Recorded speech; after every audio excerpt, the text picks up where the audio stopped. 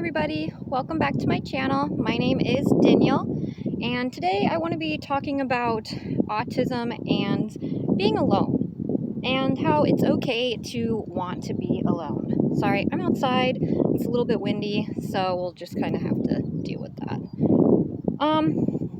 So with autism, it is really difficult when you are undiagnosed, and I had a really hard time not understanding why I really just didn't enjoy being around people.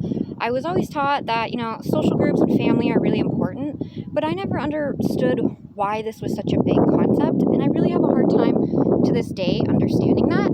But I have learned that it's okay to be alone. And after my diagnosis, I was really excited to, just hear that it's okay. Sorry, I'm trying to get out of the wind. There we go, that worked.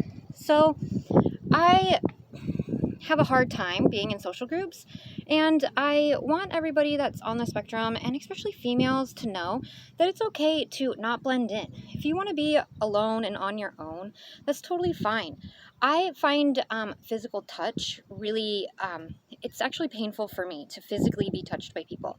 And growing up, my mom would always say, give your stepdad a kiss, give your stepdad a hug, or give your sisters, a hug. And affection was really big in our household. That's how we said I love you. And I grew up thinking that I love you was now connected with physical touch, and I had to use my body to do things I didn't want to do. So like, my mom would have all my sisters give my stepdad a kiss, and I felt like it was punishment because it physically hurt me. It brought pain to my body.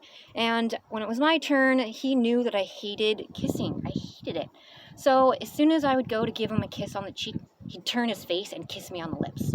Ugh, and it would gross me out, and it would make me cry. And then my mom would always say things like, well, don't you love your stepdad? And it always made me just associate the word love with physical affection, which really put a bad taste in my mouth.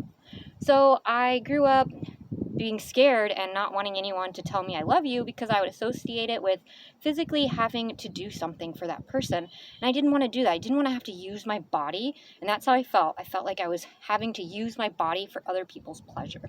And I know that's a horrible thing to say, and it sounds that way, but that's just how I felt. And I just didn't want to feel like that.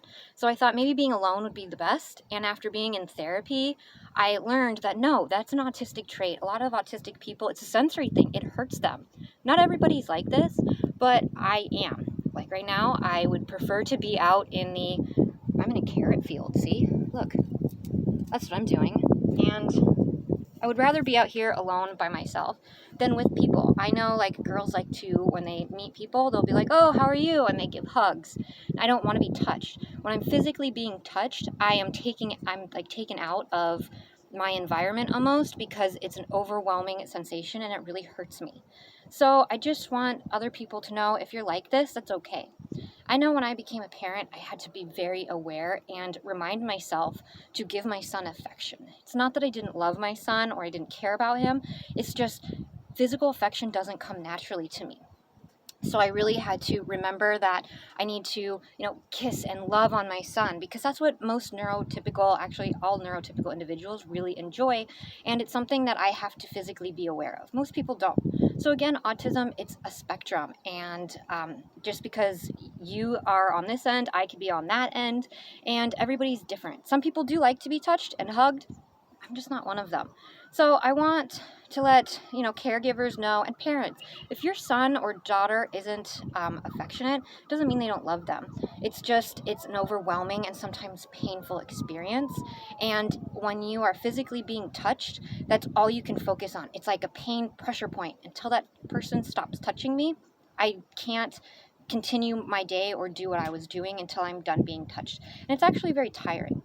So let me know in the comments, subscribe. Let me know if you guys, what your senses are like, if you get touched and you don't like it and it's overwhelming. So yeah, that is all I have for today. I will talk to you guys next week. Bye.